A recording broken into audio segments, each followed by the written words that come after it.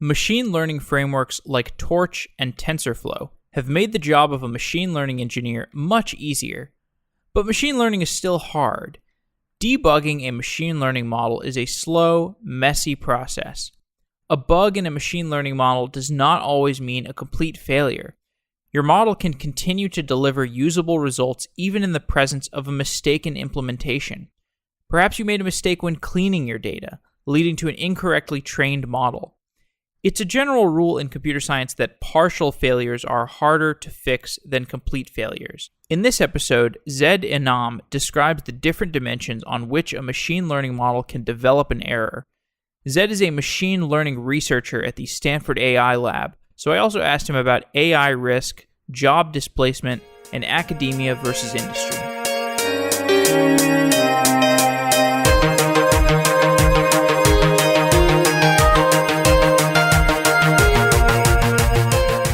Simplify continuous delivery with GoCD, the on-premise, open-source, continuous delivery tool by ThoughtWorks. With GoCD, you can easily model complex deployment workflows using pipelines, and you can visualize them end-to-end with its value stream map. You get complete visibility into and control of your company's deployments. At gocd.io/sedaily, you can find out how to bring continuous delivery to your teams. Say goodbye to deployment panic and hello to consistent, predictable deliveries. Visit gocd.io/sedaily to learn more about GoCD. Commercial support and enterprise add-ons, including disaster recovery, are available. Thank you to GoCD and thank you to ThoughtWorks. I'm a huge fan of ThoughtWorks and their products, including GoCD. And we're fans of continuous delivery, so check out gocd.io/sedaily.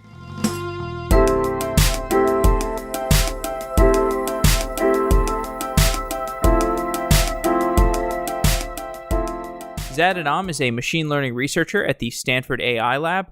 Zayd, welcome to Software Engineering Daily. Thanks for having me, Jeff. So today we're talking about why machine learning is hard and in what ways it is hard. Yeah. But let's start more optimistically. What are the fundamental trends that have led us into such massive growth in terms of the adoption and the viability of machine learning today? So increasingly, we're seeing the value of machine learning algorithms as we've been able to build computers and processors that can process large amounts of data. We're seeing increased value in this idea of collecting or having the computer figure out what to do from large sets of data, identifying patterns in large sets of data as opposed to codifying individual rules in order to be able to do a task. And there's also obviously lots of new frameworks and cloud services that make this a lot easier, and we can get into that stuff. But to get to some of your editorial that you wrote about why machine learning is hard, it's a very interesting article that I'll put in the show notes. You write about the difference between software development and machine learning. Could you outline some of the points that you make that lead you to that conclusion? So I think fundamentally the distinction between software development and machine learning is that you have increased dimensions of complexity that you deal with. And the way I think about complexity is complexity doesn't scale linearly with every dimension. It scales in the size of like geometric volume. So with software development and with a lot of different software development, you have increased complexity because of different dimensions. But if you look at just basic software development and compare it to like basic machine learning, in software development, what I sort of see as you're writing a simple program, a standard simple Python program, maybe a script, maybe you're writing something simple on your computer. You have essentially an algorithmic complexity that you're dealing with and implementation complexity. And the algorithmic complexity you're dealing with is like the actual algorithm that you're writing for your data structure, the actual way you're processing your data. And the implementation complexity is the actual implementation of that algorithm in your code. And each one of these dimensions is prone to a bug. They're prone to sort of you not thinking through correctly what the right way to do this, the implementation thing. Maybe you're not using the right API calls or you're not using the right data structures for whatever library you're using. There's all kinds of little things on the algorithm side. You're not thinking through your algorithm. If I have an example of recursive algorithm that I'm just not thinking through the base call correctly. So those are like a lot of different ways that you can get them wrong. But with machine learning, even the most basic machine learning, you still have those two issues where you're still having issues with your algorithm and you're having issues with your implementation. But all of a sudden, you have two new dimensions to deal with. And these two new dimensions are the complexity of your model. And the complexity of your model is basically you're trying to model something about the world. You're trying to model whether you think that it's going to rain tomorrow or not. And that's based on a lot of different features, and the prediction can be based on a lot of different things. And you also have complexity in your data. And your data complexity is this complexity of oftentimes the data that we get to be able to train our machine learning algorithms is really messy. It's not in a clean format. It's not in a format that we can easily sort of plug into a model and get it to sort of train and work well. You have to do a lot of pre-processing of this data, and you have to do a lot of munging and these kinds of things. And so even for the most basic things, when you add these two dimensions of complexity, it becomes sort of a lot more of sort of volume in your head. The way I think about this is it's like development volume or complexity volume. And as a developer, you can only sort of fit a certain amount of volume in your head. Like I can, while I'm writing code or while I'm sort of tweaking an algorithm or sort of trying out a new research experiment, I can only deal with a certain fixed amount of volume. And so in order for me to be able to deal with that kind of volume, I'll try to completely not think about the implementation and just like take that as a given and then just think about how I'm going to sort of fix the model, or I'll try to not think about the data and then fix one particular dimension and then try to think about the other three dimensions. But it becomes a challenge of managing this volume in your head. So I think you're getting at a number of things. You're getting at the problem of the data munging process where you've got to clean your data and you can make a mistake in the data cleaning process, and that can lead to erroneous inputs. You also have this partial failure scenario where you can have a model that does a pretty good job, but it's not optimal, and maybe you're at a local minima, and you can have all these problems that are almost subjective. It's like you can have a model that partially works. So machine learning it's a hard problem because getting algorithms and models to work well is not like just standing up a web app and having some transactional service available. You have to apply creativity and experimentation and tenacity. Machine learning it's a lot less straightforward than other types of software development. And you describe an intuition that a machine learning programmer has to develop. How does that intuition manifest, and why is it a prerequisite for being a machine learning developer? So you hit the nail on the head, and it's exactly, I think, for the reason that you described. And the reason is that in machine learning, it's hard to know when you don't have quite the same binary measure of success. It's not like you've immediately succeeded. There's a lot of little signals that you need to sort of get back from your algorithm and in the process of development. And these little signals guide you in the direction of what you should be doing. You don't know quite a priori what the right model is for your data. You don't know quite a priori what the right processing is for your data. You can't sit back and sort of write down a set of rules that this is exactly what I need to do. When you're training these systems, especially with these really sort of, as you get to larger scale deep learning systems, there's like certain rules of thumb, but there's always something that doesn't work. And something that doesn't work is often because there's a lot of different reasons why something doesn't work. And these systems, they don't exactly tell you why this is not working. And so when you have a lot of different dimensions along which something doesn't work, you need to be able to develop this intuition for, okay, I'm seeing this particular behavior that this model is telling me or this algorithm is telling me, and I need to tie it back into what I think of all the like 3 or 4 dimensions I'm thinking about right now. Where is this problem? Yeah, so the difficulty is that machine learning is a fundamentally hard debugging problem. This is a quote from your blog post, Why Machine Learning is Hard. What makes machine learning code so much harder to debug than normal code? What's so peculiar about it? So in machine learning, or with machine learning code, the complexity often is when you're debugging this code, you're not just debugging a deterministic algorithm. So you're not debugging, as I earlier talked about, let's say I'm implementing a recursive algorithm. I have the actual recursive, the algorithmic part of the recursive algorithm, and the implementation part. And so I know in my head this is exactly what the algorithm should do. With machine learning code, you have a particular algorithm that trains your model. And that might be a gradient descent based method. That might be a way of learning a decision tree, some kind of algorithm. And you also have implementation, which is the actual writing down the actual code for that particular algorithm. And so you still have that same level of complexity in those two aspects. But now on top of that, there's these other dimensions of complexity, which is the model and the data that come into play with both the algorithm and with the implementation. And so when you combine all those together, it becomes much more complicated to try to debug something when things aren't going right and things aren't working perfectly. So as you write, there is a number of different axes that a bug can manifest within in this machine learning pipeline. Describe those other axes in more detail, because in normal programming, if I'm just building a Ruby on Rails web app, it's often a little more binary. You've got a bug, and that bug manifests in an external error, and it's very clear cut that it's an error. But these axes that you describe in machine learning add a much more gradient scenario for how errors can manifest. Yeah.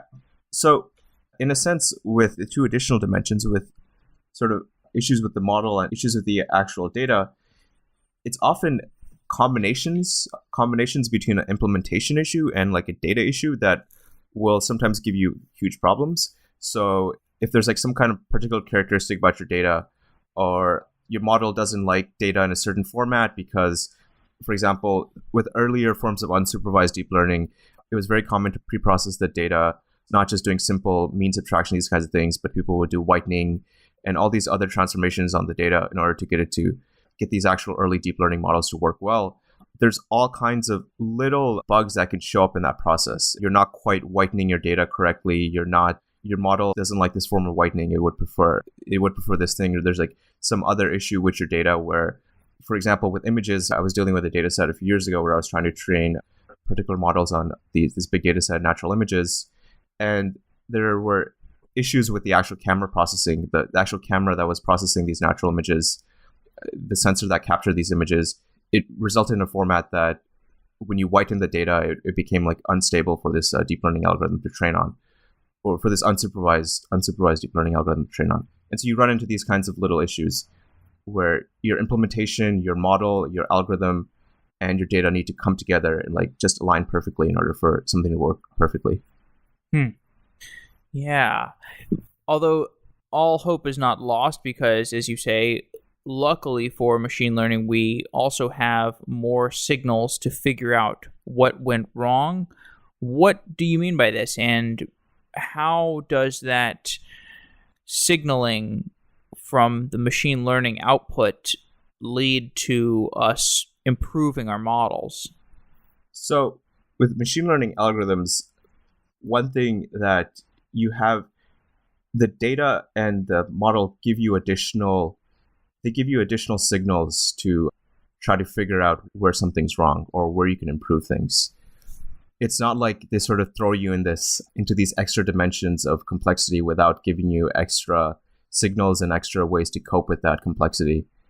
And like one of the nice things about machine learning is that you can have the model sort of tell you it.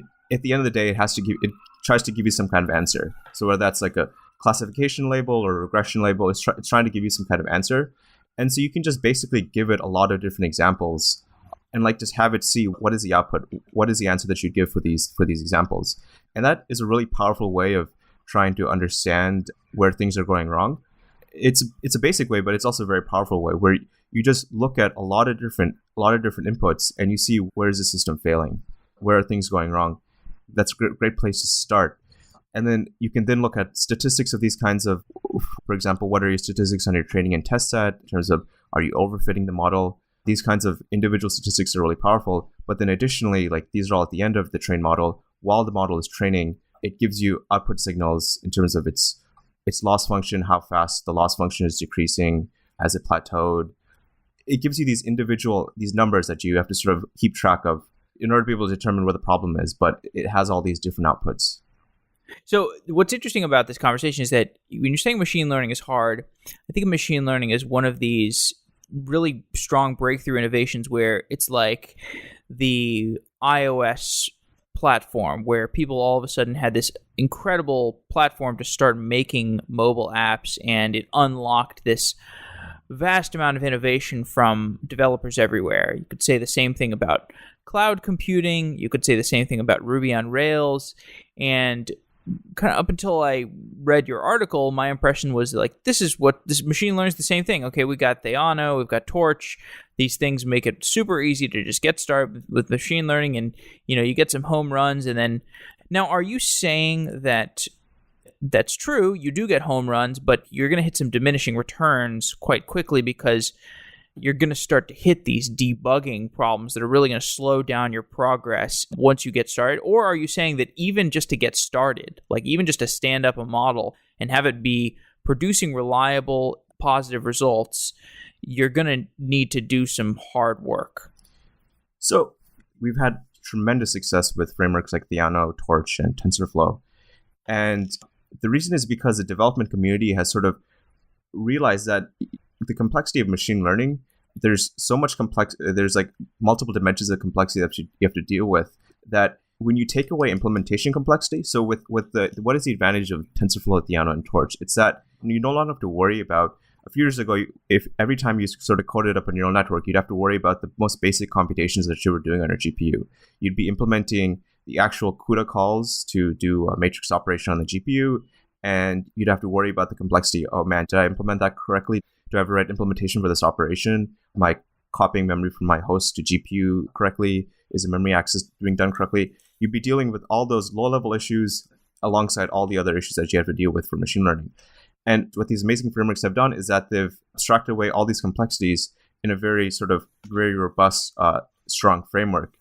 And you no longer, in a sense, for implementation, you have a lot of times people are doing something new, so they have to worry about the implementation of the new aspect that they're doing.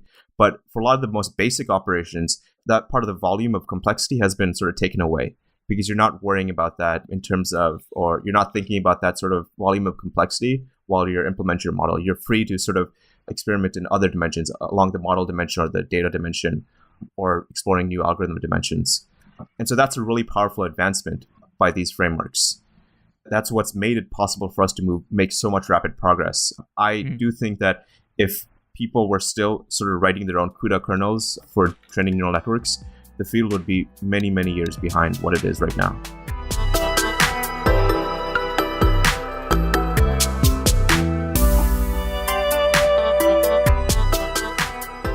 When you are continuously deploying software, you need to know how your code changes affect user traffic around the world. Apica System helps companies with their end-user experience, focusing on availability and performance.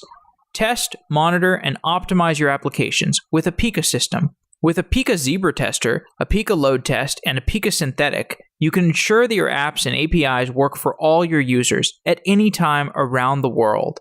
Apica Zebra Tester provides local load testing for individuals, small teams, and enterprise DevOps teams to get started quickly and scale load testing as your needs evolve. Apica Load Test ensures that your app can serve traffic even under high load. Apica Synthetic sends traffic to your website and your API endpoints from more than 80 different countries, ensuring wide coverage. Right now, you can go to softwareengineeringdaily.com/Apica for a webinar about the real ROI of API testing. You can also find past webinars, such as how to optimize websites for fast load time. Go to softwareengineeringdaily.com/Apica to find the latest webinars on load testing and lots of other topics, and check out Apica System for testing, monitoring, and optimization. Thanks again to Apica for being a sponsor of Software Engineering Daily.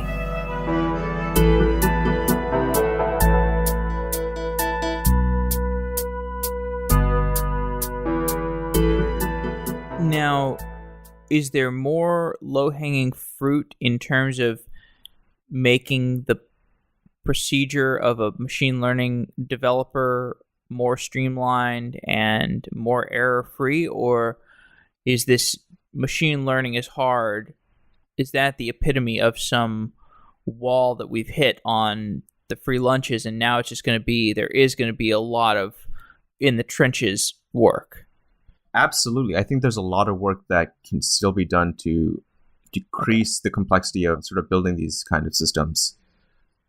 And what I think here is there's a few fundamental tensions that happen over here. One of the fundamental tensions is that there's always this sort of push for higher performance. And one of the biggest ways to get higher performance is to increase the size. Like right now, what we've been seeing for a very long time is that the most simplest way and the most reliable way to get better performance on an algorithm is by increasing the size of the data set. Mm-hmm. And so that increases your sort of requirements for computation, that increases the complexity of the data and increases the requirements for computation. And so because of this like increased requirements, increased push on computation, you sort of get into realms where maybe you can't do your processing on a single node anymore. You need multiple nodes. So if we take an example from an algorithm from the 90s, I could just brute force all the parameters for the algorithm right now, probably on my laptop, and not have to worry. Just have a simple auto script that basically checks everything, does every single possible combination, and gives me a reasonable result in a very short amount of time. But as you want to start pushing on the sort of limits of performance, you have to increasingly move towards more and more higher and higher compute.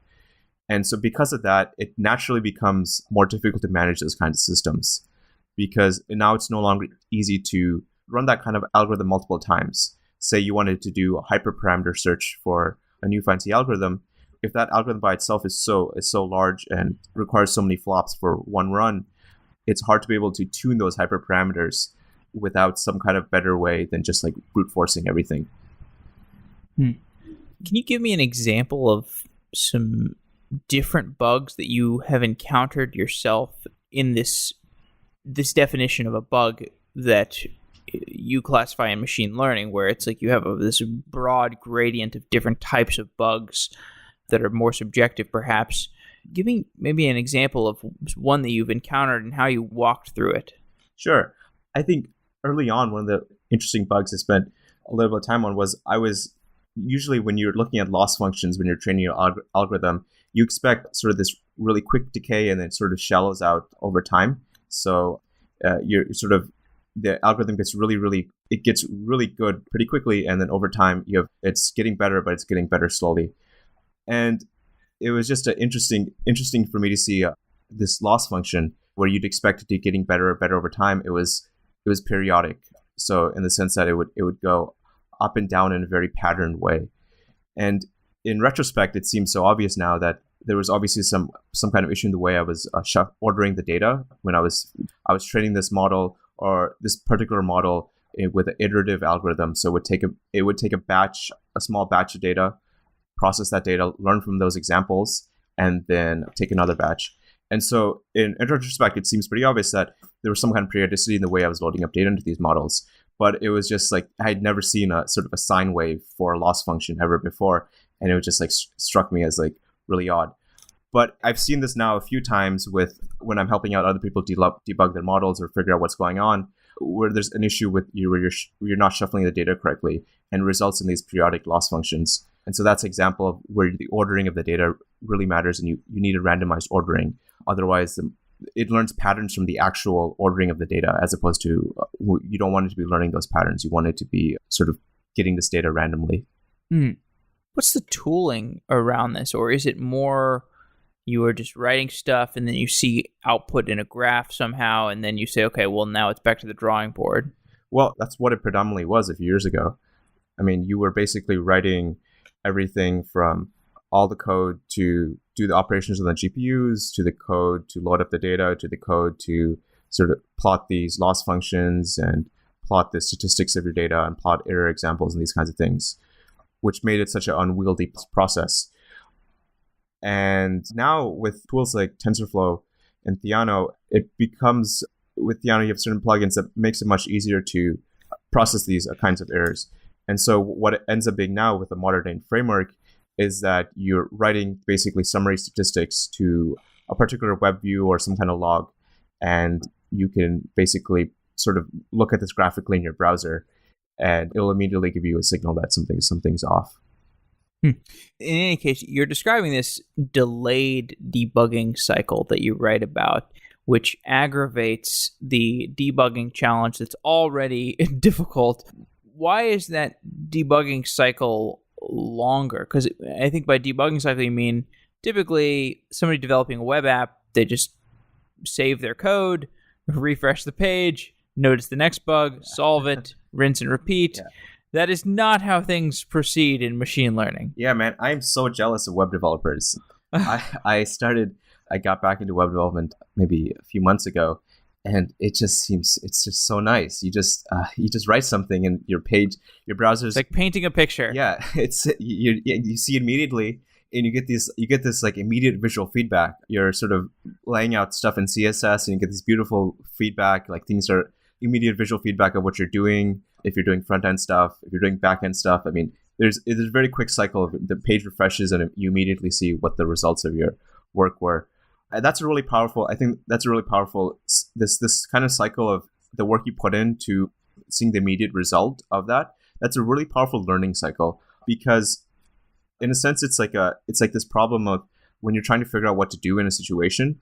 If you get immediate feedback on whether this was a good thing to do or not good thing to do, that's a very fast way to learn about things, because then you can experiment with a lot of different things and sort of play around with a lot of different knobs and get a good feel for like what works and like what is the fundamental principle that like will push progress forward. The thing is, what I was talking about before is that when we're pushing for higher performance, it results us in pushing the limits of computation. We have these delays in hours to train these algorithms just because we're trying to hit the sort of fundamental limits of what is the current state of the art for the performance of this algorithm. And that process takes hours, if not days, if not weeks, to train an algorithm to that level. And so what the issue becomes is that you run an experiment to test out a particular hypothesis that you have. And you have to sort of sit and wait for the results of that experiment to come in for days or hours or for a long period of time before you finally get a learning signal yourself, where you can feed that back in and say, okay, when I sort of change from this kind of gradient descent method to another gradient descent method, this is the behavior I see, and this is the performance improvement that we get. That delayed learning cycle sort of really slows down progress in the field. It slows down progress in the field and slows down progress in development. If you were able to sort of shrink that delay to sort of a much smaller delay, I think we'd see a lot faster progress. In a sense, machine learning as a field, especially since the big players, a lot of industrial players have come into the space, you'll notice that the field has been doing a lot of hyperparameter optimization with lots and lots of machine learning researchers. That there's a particular architecture, and there's a lot of people exploring like different ways they can twiddle knobs or like add small little things to the algorithm in order to improve performance on a benchmark data set. And in a sense, like this is like an example of, it's a result of the fact that doing these kinds of computations takes such a long time. If it were possible for a person to just sort of run all these experiments and get the results for them really quickly, then we'd not spend a year in this process where there's multiple research groups doing hyperparameter. In a sense, what is essentially becomes hyperparameter optimization on an algorithm in order to like come out to this like solution where the community decides, okay, so this is the way that seems like a convolutional neural network should. These are the parameters for a convolutional neural network that seem to work well in practice. Are we going to get there at some point? Are we going to shorten those debugging cycles significantly? I think this comes back to exact same tension between computation and performance. Same thing. Okay. Yeah, right. It's like whenever you try to push on performance, you're always going to require more from your computation. And until we get to this level where we're talking, or like, for example, if we wanted to build a human level intelligence, you can't really shoot for a computer that has exactly the same number of operations as the brain, because even if I wanted to build a computer that had the same number of operations that the brain has in terms of number of neurons, the number of action potentials and synapses between all the connections between the neurons in the brain, it would still be such a long process to iterate over all the possible ways you could build a brain, that really you need to be shooting for a few orders of magnitude bigger than the brain. And you need those few orders of magnitude faster or bigger than the brain of computation in order to be able to do this, like in a sense, what becomes a hyperparameter search, where you have this ability to quickly test out different experiments at the scale of the brain and run a lot of them in a reasonable amount of time. And then you find it'll be in that process that you'll learn, okay, these are the models that work, these are the hyperparameters that work, and this is how we build a brain. You did study neuroscience, so how does that drive your interest in machine learning? I actually got fascinated early on by the brain, and it was predominantly the brain that I was super, super fascinated in. And it's sort of, I found this like motley group of folks at my undergraduate where they're doing amazing work at basically the intersection of neuroscience, machine learning, math, and sort of understanding the fundamental principles of computation in the brain. And that's sort of what drew me into this interdisciplinary field of like trying to understand the actual computational principles of the brain through the tools of mathematics and through the tools of machine learning and statistics.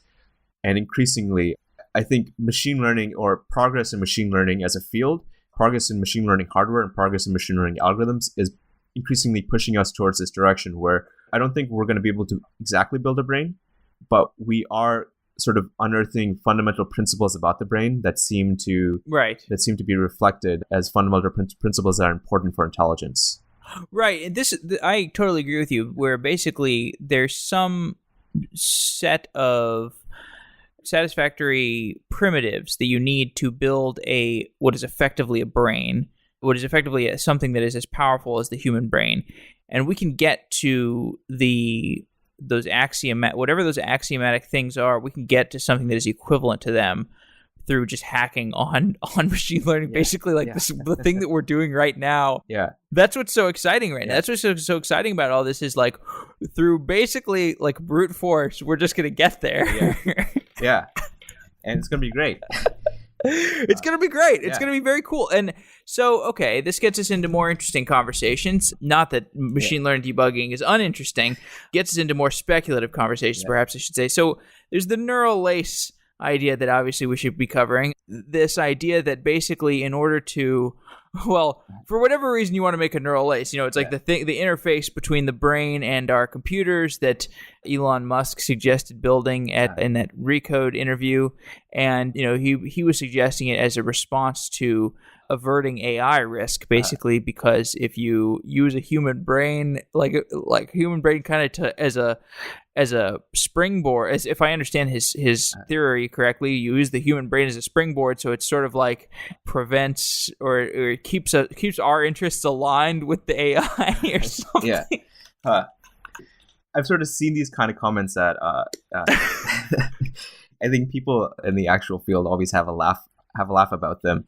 Whenever a comment like that comes up, it just feels like, to me, I think about this particular thing, it's just like Elon is an expert in like particular fields, and he's done remarkably well and sort of has really deep insight in these kinds of things that he's truly excelled at. But just because one person is an expert, like if you look at Ben Carson, super, super highly specialized neurosurgeon, doesn't necessarily mean that his sort of economic views are very, are very sophisticated So I'm not exactly sure about what sort of combining about this fear about this AI that we have to watch out for. Oh, so you're one of the anti-fearists. Yeah, most definitely. I don't think that we have to fear a future AI. But even if it's tail risk, isn't that like worth considering? Well, the really, really off probability that we have tail risk, I think we have the potential for a lot of safeguards when we're building these systems, that there's ways to sort of build safeguards and structures around these kinds of systems. And much in the same way that we build structures and systems around humans in order to control their power. If you look at, say, our new president, right, we have a government which has a structure and system that limits the amount of stuff he can do with immigration, that limits the amount of the power he has. There's same ways that developers of AI have maybe even more powers of controlling these kinds of things. Yeah, and I agree with you in theory, but it'll be interesting to see what happens in practice, because basically the narrative around this right now is you've got the Bostrom people who are like, okay, we need to worry that if we optimize a machine learning based factory, maybe with nano machines that are doing the construction of something to make paper clips, that this machine learning based factory will optimize for making paper clips so much that it turns every human in the world into paper clips, because it's just like, we've got to produce as many paper clips as possible at all costs. Yeah. And the reason that this idea is compelling is because we're in this industrial race to have the most sophisticated, flexible machine learning. Like even if you just look at like Alexa versus Google Home, it's difficult to imagine these companies restraining themselves. I mean, I think it's sort of like asking the oil companies to start talking about global warming or climate change in more realistic terms. They're not going to do it. And, so right now, obviously, we're at a point where there's not really significant risk. We're so, our machine learning systems are still so infantile. But just looking at where we are today and like, maybe OpenAI will do something, but I don't know. It seems like we're going to be very exposed to whatever tail risk there is. So I think one place where we've seen this for sure is, and I think what happens is when you have economic incentives to optimize a gray area. So if you look at Facebook and Twitter and sort of social media in 2017, they've become so effective about optimizing their reward cycles, about optimizing their sort of engagement, that they've essentially fractured like modern attention spans, right? Yeah. Like my generations like if you look at the attention span for people when you're using social media, it's fractured. Your day is fractured. Your sort of thinking is fractured. You're always being interrupted. You have to pull away from all that in order to actually do any kind of deep work if you're trying to sort of focus on something.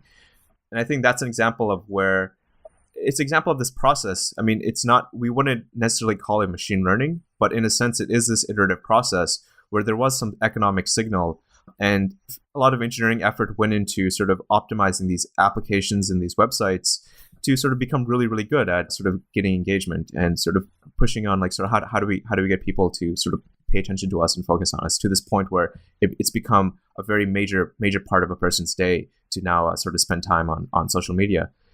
But even if there's like these massive economic incentives and we see this kind of iterative process where people's attention is being sort of pulled away from them, there's still, in a sense, like fundamental limits to what can be done there. There's still, in a sense, you have this iterative process and increasingly people are spending more and more time, but it's not like we're going to come to this like end goal where eventually we're going to be spending all our time on Facebook, all our time on social media, or somehow we're like sort of sucked into this entirely. In a sense, I think the same thing is going to happen with machine learning, is that we're going to have, what the bigger issue is that we have this iterative process right now. We're increasingly realizing that a lot of the work that's being done in the 21st century is increasingly doable by machines plus humans. And we're doing these multiple passes. Like we started the Industrial Revolution with farm work, and we started automating away a lot of sort of basic repetitive work, and we're doing increasingly more and more. We're starting to automate away more knowledge-based work. We're doing these multiple passes, but I think that we're not necessarily going to hit this point where everything is going to be automatable.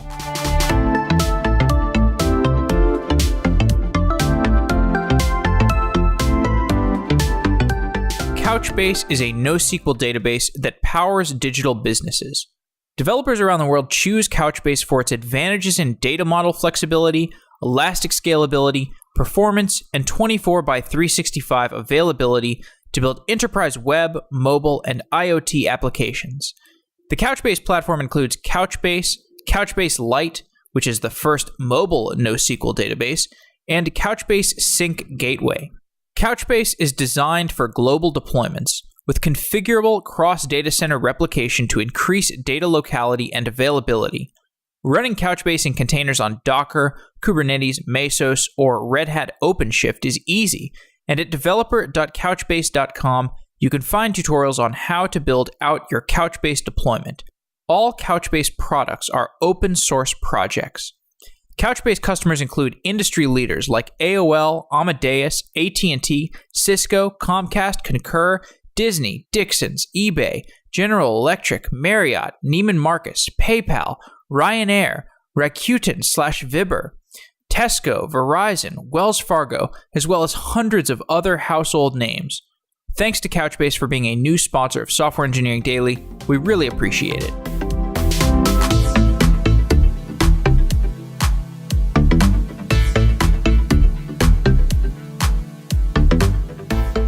Let's zoom out. You are working in the Stanford AI Lab, and you describe your interests as being focused on high-risk projects. What is a high-risk project in your mind? So fundamentally, a high-risk project is something where so it's high risk, but for me, it's something where there's like a small chance, I think, of things working out, things sort of coming together and everything aligning together in order for this. Low probability, high upside. Yeah, exactly. It's the kind of project where it sounds a little crazy when you talk about it. So you don't necessarily talk about it publicly, but you work on it. And when you have something to show for it, then you come back and you say, that was a crazy idea, but we pulled it off. Yeah. Can you give me an example? Like, and when you talk to the public, do you like speak more modestly? You're like, yeah, I'm optimizing models. Well, I'm optimizing models. I'm doing a lot of debugging. Debugging. There was some recent great work out of the lab, just is on the cover of Nature this week, which was doing skin cancer detection using sort of a really big convolutional neural network. And essentially, what it turns out is that this is work from colleagues in my lab. It turns out if you train a big neural network on 100,000 images of skin cancer. These images are just collected from Google. You just scrape Google for images of skin cancer. You can match performance of these amazing Stanford dermatologists just by having this simple algorithm seed lots and lots of examples. How much of that is a headline? Because how much of that is it like, well, there's these, certain situations where, or many situations where the algorithm would not have recognized it because it's some weird edge case? Does that not happen? Are the algorithms like good enough at this point where like even the edge case? Because the narrative for a while was, I remember talking to Oren Etzioni from the AI Lab, the Paul Allen's AI Lab, and what he said was, and we had a lot of conversations like, it's like the Centaur chess, basically. You've got the human working together with the computer, and the human can identify edge cases, and the computer can identify things that the algorithm specializes in. Mm-hmm. And so I guess what I'm wondering is, was the determination from the test that, we really don't need the human anymore?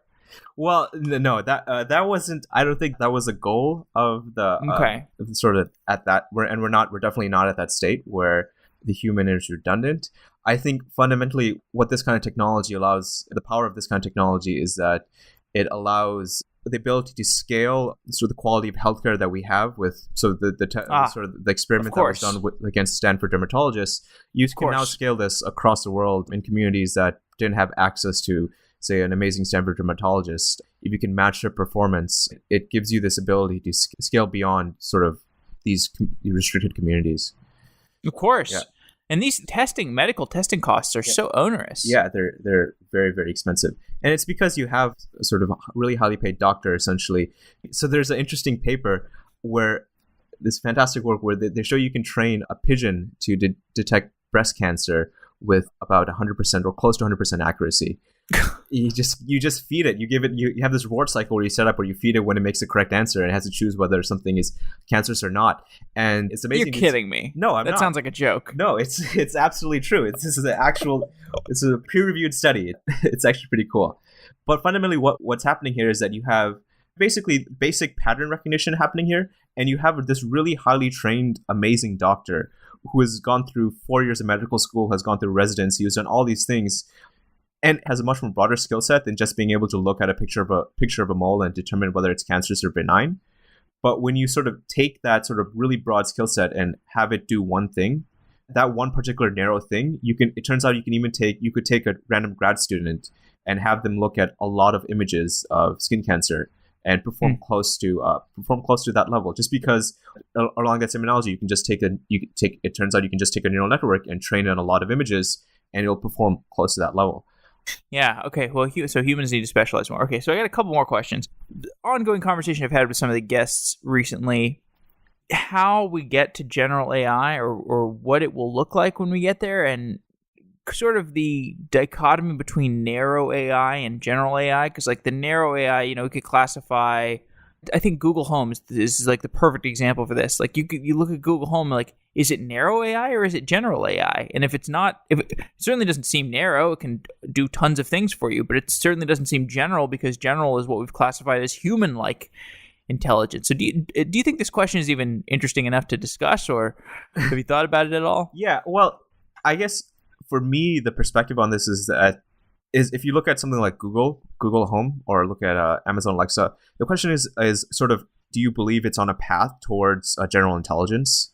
And the kinds of things that are working really well in machine learning right now and AI right now are predominantly supervised learning on large-scale data sets. And that's what's sort of driving a lot of the advancements that we're seeing in products with machine learning products. My personal view, and this is a view that people in the field will have, other people have opposing view, is that this sort of moving along this path is not going to lead to general intelligence. And so that's why I wouldn't call it general intelligence, because I can't imagine with sort of order of magnitudes more engineering effort, like sort of moving along this path resulting in a general intelligence. It's just a smartphone. It's a voice smartphone. Yeah. For me, the way I think about this distinction between narrow AI versus general AI is not the current skill set right now, but instead, like, if we were to devote orders of magnitude more work to this, would we hit diminishing returns? So supervised learning on large-scale data sets is a perfect example of this, where if you look at the performance of these kinds of algorithms, as you increase the data set size, the performance goes up. But in order for every sort of relative delta improvement in performance, you need orders of magnitude more data. So initially, a small amount of data will get you really high performance, but as you sort of keep on pushing on the performance metric, you need orders and orders of magnitude more data in order to be able to get the same amounts of relative performance increases. And it's because of these diminishing returns that you hit this like sort of plateau where these systems aren't able to generalize in a way that you'd expect a general intelligence to. Now, so that makes sense to me for specific verticals like voice recognition or recommending a restaurant or whatever. But what I wonder is, once we get to the point where it's ensembling these things really well, maybe there's some creative ensembling it can do where you sort of get these more spontaneously generated step changes in how it gets closer to general AI. Does that sound not plausible? Or? Well, even with ensembling, I think you'll see the same sort of behavior, this trend where... I'm sorry, well, perhaps I used the word ensembling wrong. What I meant was like the synergies between the different high-level models that it's building. Like, it can do restaurant recommendations really well, and then it uses that with the improved voice recognition, and like maybe that gets us a step change. Or yeah, so the trend that you're sort of pointing out, I think it's absolutely...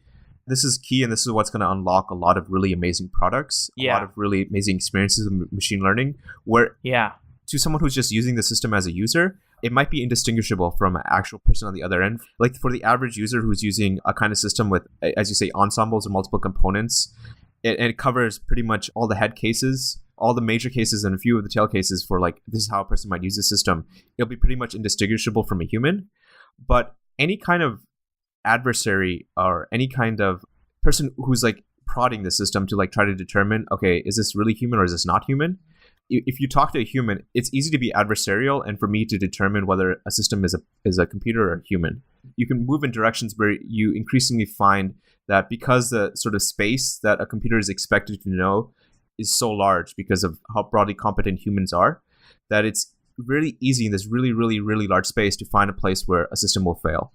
And so it's like these kinds of individual components, these kind of ensembles might combine together to blanket a space, blanket most of the dimensions of intelligence that we have for humans.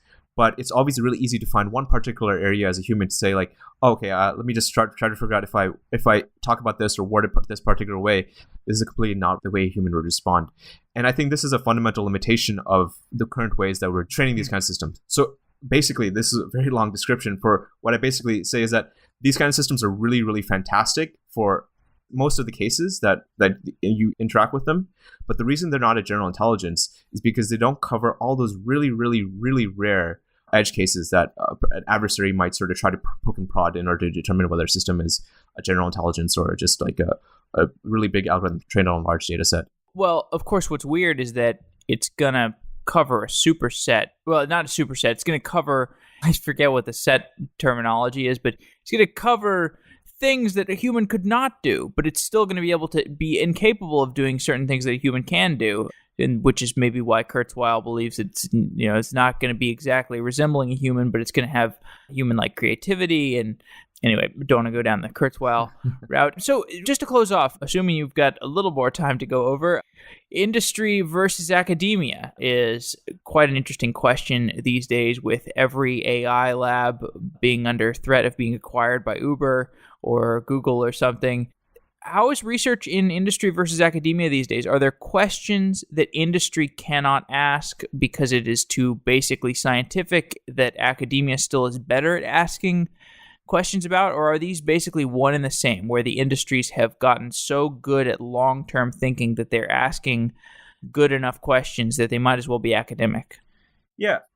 One thing where there is within academia, this people who aren't working on really long-term projects, which is, I think, fundamentally a mistake. I think Google and Facebook and these big industrial labs are really well suited because of the kind of resources they have to explore more medium-term, large-scale, really pushing the limits of computation. I think we have a few bets for like how to build a general intelligence, but I don't think we necessarily we know the path that will lead to a general intelligence. We have a few bets like, okay, if we move along this direction, we'll sort of build towards a general intelligence, or if we move along this direction, we have the ability to build a general intelligence. But those are, in a sense, fundamental questions. They're like fundamental, really long-term questions for us to be able to answer that will lead to a general intelligence. That's where academia shines. I think right now there's a lot of funding to be able to pursue that kind of stuff within industry. And so you see a lot of labs thinking along those directions. There's a lot of really, really fantastic work being done there. And I think a lot of really great work because the resources give you an ability to sort of run these experiments on a scale that isn't really possible in academia. But there are a lot of fundamental questions and a lot of, in a sense, like experimentation and research is you have to be open to a lot of crazy ideas and you have to explore a lot of crazy ideas. And fundamentally, as soon as you have the resources at the level of Facebook or Google in order to, you have sort of a less of an ability to really tackle a crazy idea because you need to be able to have some kind of progress. You have all these resources and you're sort of pushing forward on something. You become more blind to those really, really out of the box, really crazy ideas than you are when you have sort of more constrained resources. And I think one other thing that's going to happen is that we see a lot, we're in this like sort of peak cycle of funding for these kinds of industrial labs. What my concern is that sort of this funding can be, if you look at it 20 years now, there will be some really visionary, long-thinking people, long-thinking CEOs still funding these kind of labs. But the amount of funding that's gonna happen for industrial AI labs is going to go down. You have a lot of sort of Me Too funding with kind of industrial AI labs where a lot of people sort of are funding these kinds of things because everyone else is funding them. But in order for like sustained long-term development, I don't think that we're going to necessarily like see this kind of really, really long-term investment from industrial labs. As soon as like the sort of economic incentive goes away, there's only going to be a few really stars of excellence in terms of industrial AI labs. But I think a lot of it will go down. I hope not, because this is like the ultimate prize. And it's essentially like, I mean, I have trouble fathoming that because it's like, until we get to general AI, like it certainly seems right now like we have all the tools that we need to build general AI, or we're getting there. Like we like it is within sight. It's crazy. And if you are the company that wins that prize, congratulations! You like you know that's the last invention we need. so you're pretty well suited. Anyway, yeah, interesting times. Okay, well, Zayd, thanks for coming on the show. It's been really great talking to you. I really enjoyed your article, and I look forward to I think it was your only blog post. I look forward to seeing more blog posts from you. Yeah, you'll see one very soon. Okay, great. Well, Zayd, it's been a pleasure. All right, it was great.